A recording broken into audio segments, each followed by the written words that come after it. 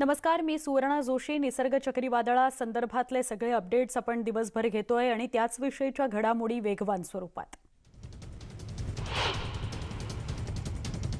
मुरुड समुद्र किनाऱ्यावर दुपारी 1 वाजता निसर्ग चक्रीवादळ धडकलं. निसर्ग चक्रीवादळाचा तडाखा 5 जिल्ह्यांना बसला. श्रीवर्धन, मुरुड, अलिबाग या ठिकाणी जोरदार पावसाला सुरुवात झाली. यावेळी निसर्ग चक्रीवादळाची तीव्रता आणखी वाढल्याचं बघायला मिळालं. चिपळूणमध्ये निसर्ग चक्रीवादळाचा परिणाम पाहायला मिळाला. यावेळी घरांचं मोठं नुकसान झालं. वादळी वाऱ्यामुळे नागरिकांच्या घरांचे पत्रे उडून गेले. अनेक घरं सुद्धा जी अगदीच ढाचा बनवला गेला होता तो पूर्ण कोसळून पडला. चिपळूणमधील माळेवाडी इथल्या एका घराला निसर्ग चक्रीवादळाचा तडाखा बसला. 20 वर्ष जुनं वृक्ष हे घरावर पडलं, त्यामुळे घराचं मोठं नुकसान झालं. सुदैवानं यामध्ये कोणतीही जीवितहानी झाली नाही, मात्र मोठ्या प्रमाणावर वित्तहानी झाली. घरातल्या लोकांना सुरक्षित ठिकाणी हलवण्यात आलंय. रोह्यामध्ये वादळी वाऱ्यामुळे नागरिकांचं मोठं नुकसान झालं. अनेक झाडं कोसळून पडली, मुळासकट उन्मळून पडली. त्यामुळे वाऱ्याचा वेग किती असेल याचा अंदाज आपल्याला बांधता येईल. रोह्यामध्ये अनेकांच्या घरांचंही नुकसान झालंय. रायगडच्या कोलाडमध्ये चक्रीवादळाचा फटका बसला. कोलाडमध्ये प्रचंड वेगानं वारं वाहत होतं. कोलाडचा एक प्रचंड वारं वाहतानाचा व्हिडिओ समोर आलेला आहे. हा व्हिडिओ चांगलाच व्हायरलही झालाय. एका व्यक्तीनं हा त्याच्या खिडकीतून काढलेला आहे, त्याच्या बाल्कनीमधून काढलेला आहे. पूर्ण बाहेर तो बाल्कनीमध्ये येऊ शकला नाही, मात्र खिडकीमधून त्याला काढता जो व्हिडिओ आलेला आहे त्यात वारं किती वेगानं वाहतंय ते आपल्याला स्पष्ट दिसू शकेल. मुंबईत पावसाचा जोर आणि वाऱ्याचा वेग कमी झालाय, त्यामुळे मुंबईकरांवरचं निसर्ग चक्रीवादळाचं संकट टळलं आहे असं म्हणता येईल. सकाळपासूनच न झालेलं सूर्याचं दर्शन मात्र मुंबईकर 4:30-5 नंतर घेऊ शकले. मलबार हिलमध्ये इमारतीवर लावण्यात आलेलं छप्पर उडल्याचं चित्र बघायला मिळालं. निसर्ग चक्रीवादळामुळे कोकणात अनेक ठिकाणी अशा घटना घडल्या, पण मुंबईमध्ये जेव्हा सोसाट्याचा वारा सुरू झाला आणि मुसळधार पाऊस सुरू झाला तेव्हा मलबार हिलच्या एका इमारतीवर पत्रे लावले होते आणि त्याला प्लास्टिक लावलेलं होतं, ते उडून गेलं. त्यामुळे प्रशासनाने सतर्कतेचा इशारा दिला होता. मरीन ड्राईव्ह या परिसरामध्ये जोरदार वारं वाहत होतं. यावेळी समुद्रालाही उधाण आलेलं बघायला मिळालं. प्रशासनाकडून सगळी खबरदारी घेतली गेलेली होती. उरणपर्यंत चक्रीवादळ आलं होतं आणि उरणकडनं ते मुंबईकडे, ठाण्याकडे वळतंय असं सांगितलं जात होतं. तेव्हा वाराही सोसाट्याचा होता आणि त्याचबरोबर मुसळधार पाऊसही पडत होता आणि त्यावेळेला अशा प्रकारचं चित्र मरीन ड्राईव्हवर बघायला मिळत होतं. मुंबईच्या बीकेसीमधील कोविड रुग्णालयाचं नुकसान झालं. कोविड रुग्णालयाला वादळाचा मोठा फटका बसला. हे तात्पुरतं रुग्णालय 1000 खाटांचं उभं केलं गेलेलं होतं, मात्र वादळाचा परिणाम किती भयानक असू शकतो याची कल्पना केली गेली असल्या कारणानंच मुख्यमंत्री उद्धव ठाकरे यांनी कालच हे स्पष्ट केलं होतं की या रुग्णालयात असलेले रुग्ण हे इतरत्र हलवले गेलेले आहेत. या रुग्णालयाचं हे तात्पुरतं उभं केलेलं जे रुग्णालय होतं त्याचे पत्रेच उडून गेले. रुग्णांना आधीच हलवलं गेलं, त्यामुळे मोठा अनर्थ टळला. निसर्ग चक्रीवादळाच्या पार्श्वभूमीवर कुर्ला कुरेशी नगर इथल्या डोंगरावर असलेली 400 ते 500 कुटुंब ज्यांना पालिकेच्या शाळेत हलवण्यात आलं होतं, खबरदारी म्हणून प्रशासनानं नागरिकांना सुरक्षित स्थळी हलवलं होतं. कारण या सगळ्यांच्या घरांवर, काहींच्या घरांवर कौलं आहेत, काहींच्या घरांवर पत्रे आहेत, काही अगदी तात्पुरती उभी केली गेलेली आहेत. जीवितहानी टाळण्यासाठी खबरदारीचे उपाय म्हणून प्रशासनानं या सगळ्यांना हलवलं होतं. मुंबईतील कोळीवाड्यांमधूनही रहिवाशांना सुरक्षित ठिकाणी हलवलं गेलं होतं. कुलाबा, वरळी, वर्सोवा, वांद्रे या ठिकाणच्या कोळीवाड्यांमध्ये प्रशासनाकडून स्थलांतरणाची कारवाई केली गेली.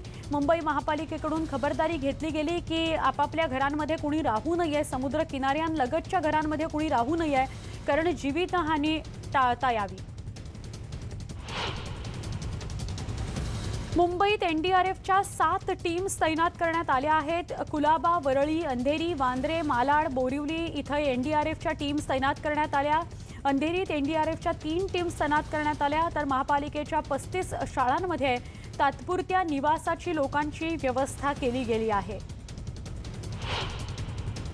नवी मुंबईतील उरणमधील मोरा परिसरामध्ये चक्रीवादळाचा फटका बसल्याचं बघायला मिळालं। उरणमधील मोरा बंदराला देखील चक्रीवादळाचा फटका बसला, त्यामुळे मोरा परिसराला सतर्कतेचा इशारा दिला गेला होता। उपाययोजना कुठल्याही अनुचित प्रकार घडू नये म्हणून केल्या गेलेल्या होता, पण उरणपर्यंत हे चक्रीवादळ आलं कारणाने मोरीला याचा फटका बसला। उरणमध्ये अनेक ठिकाणी झाडं उन्मळून पडली, कारण सोसाट्याचा वारा, वादळी वारा वाहत होता। त्याचबरोबर या वादळी वाऱ्यामुळे एका शाळेचं छत सुद्धा उडाल्याचं चित्र बघायला मिळालं। उरणला तडाखा बसला, झाडं उन्मळून पडल्याच्या घटना घडल्या आणि अर्थातच अनेक घरांवरची छतं उडून गेली। जीवितहानी मात्र झाली नाही, ही त्यात दिलाशाची बाब। मुंबई पुणे एक्सप्रेसवेवर मोठ्या प्रमाणात झाडं उन्मळून पडली, अनेक नामफलक उन्मळून पडले, म्हणजे बॅनर्स उन्मळून पडले। पहिल्याच मुसळधार पावसामुळे गाड्या स्लिप होत आहेत। सगळ्या गाड्या धीम्या गतीने धावत होत्या, वारा अधिक वेगात होता, त्यामुळे वाऱ्यामुळेही काही गाड्या या शेकी होत होत्या, हलत होत्या।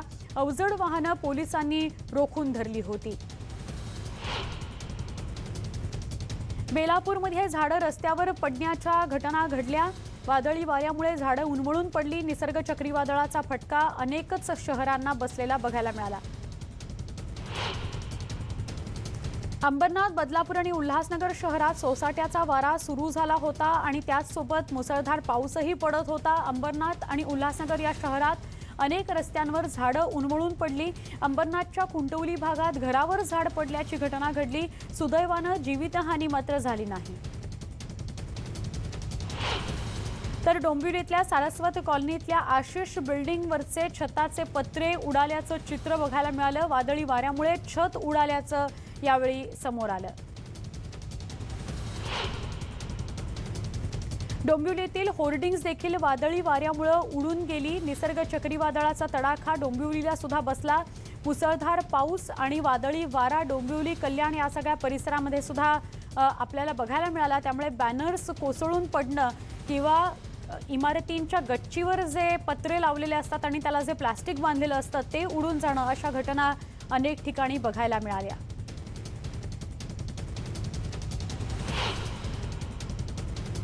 उरणमध्ये समुद्राला उधाण आल्याचं दृश्य पाहायला मिळालं। अंगावर काटा आणणारं हे दृश्य होतं। समुद्रात वेगानं वारं वाहत होतं।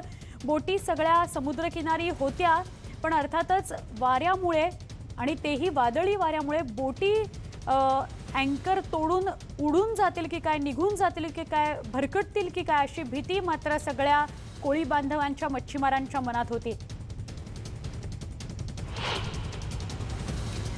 नागावमध्ये नारळाचं आणि आंब्याचं झाड घरावर कोसळल्याची घटना घडली। नागावच्या आक्षी इथं ही घटना घडली। आक्षी हा खूप प्रसिद्ध बीच आहे आणि तिथं ही घटना घडली आहे। निसर्ग चक्रीवादळाचा फटका अनेक घरांना नागावच्या परिसरामध्ये सुद्धा बसला आहे।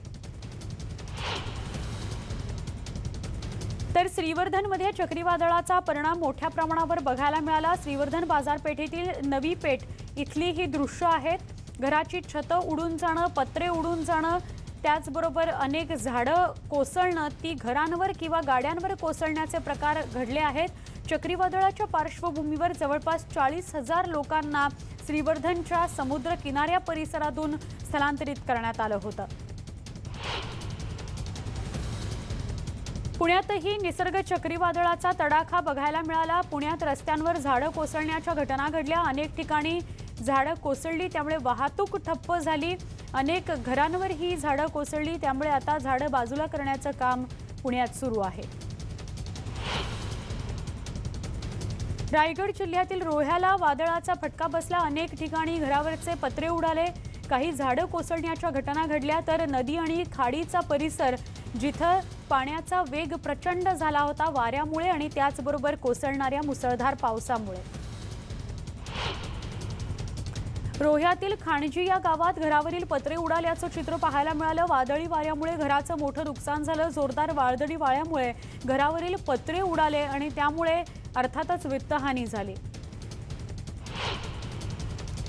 दापोलीत पशुवैद्यकीय दवाखान्यावर झाड पडलं आणि मोठंच नुकसान झालं। निसर्ग चक्रीवादळाचा मोठा तडाखा दापोली आणि इतर परिसराला बसला आहे। तर रायगडमधील उरण समुद्र किनाऱ्याजवळ जोरदार वारा आणि पावसाच्या धारा कोसळत होत्या। यावेळी वादळी वाऱ्यामुळे अनेक झाडं उन्मळून पडल्याच्या घटना घडल्या। त्यामुळे रायगडमध्ये निसर्ग चक्रीवादळाचा परिणाम उरण समुद्र किनारी अधिक बघायला मिळाला।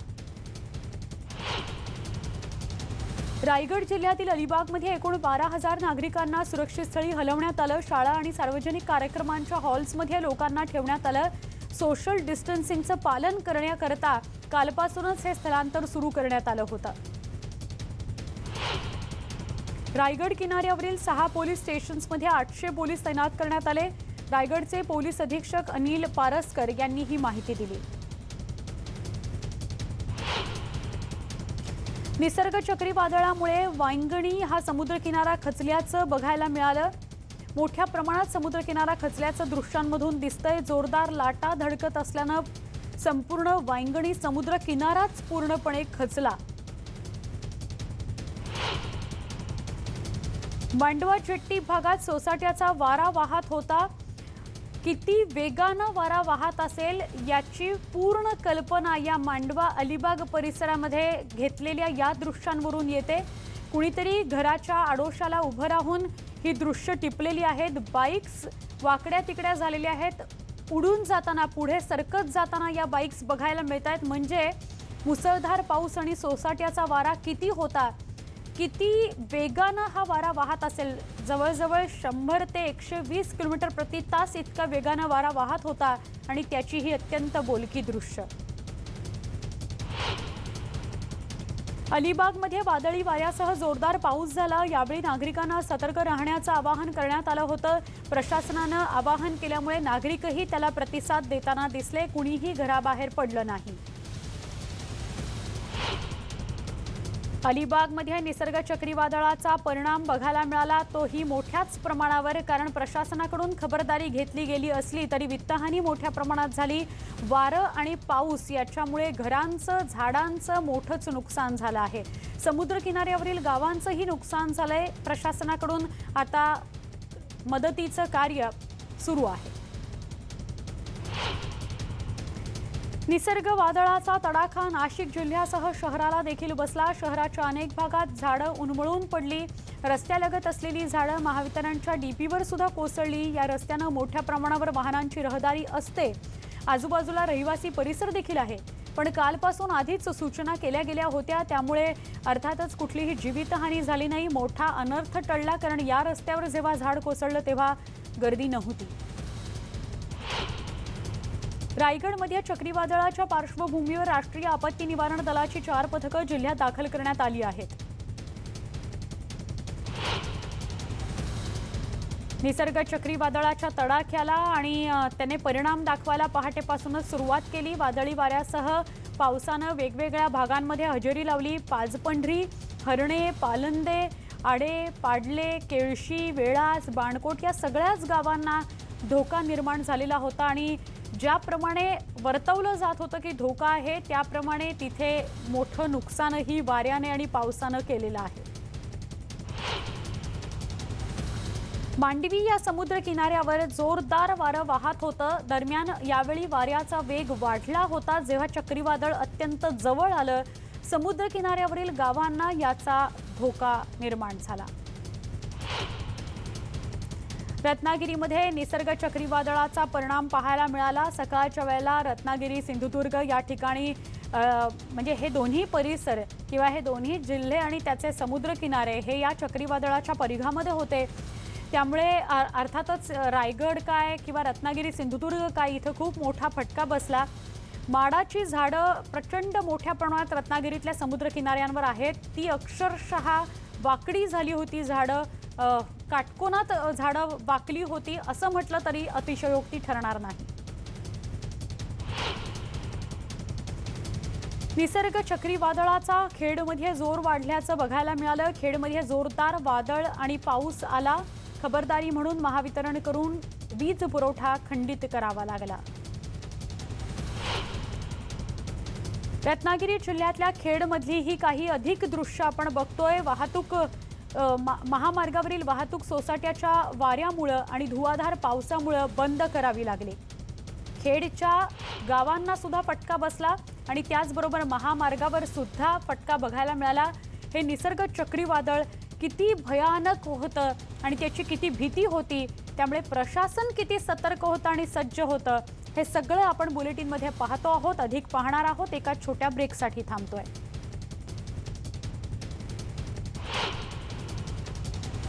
रत्नागिरीमध्ये समुद्राला उधाण आल्याचं बघायला मिळालं। रत्नागिरीतल्या मिर्या बंधाऱ्याजवळची ही दृश्य आहे। समुद्राला उधाण आल्याचं यावेळी बघायला मिळालं। समुद्र अक्षरशः भीती निर्माण करत होता।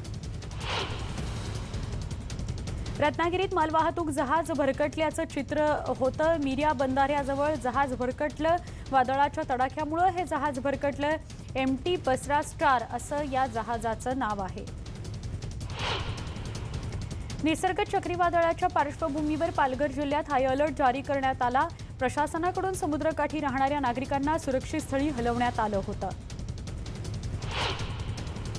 पालघरमध्ये रात्रभर रिमझिम पाऊस पडत होता। सकाळपासून या पावसाचा जोर आणि वाऱ्याचा वेग वाढायला सुरुवात झाली होती।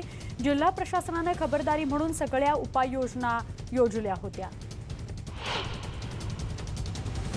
एक छोटासा ब्रेक, पुन्हा पहा फक्त न्यूज 18 लोकमत।